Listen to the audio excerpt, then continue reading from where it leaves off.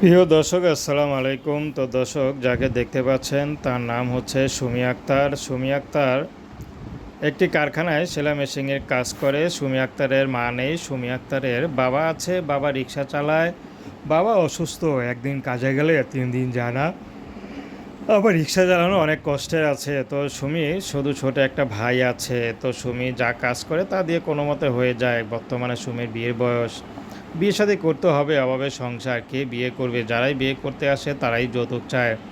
তো রিক্সা চালকের মেয়ে, ভালো পরিবারে তার বিয়ে হবে না। সুমি চাচ্ছে আমার মতো কোনো রিক্সা চালক হলে ছেলে, কোনো কৃষক বা কোনো প্রবাসী কষ্ট করে এমন কোনো পুরুষ হলেও হবে।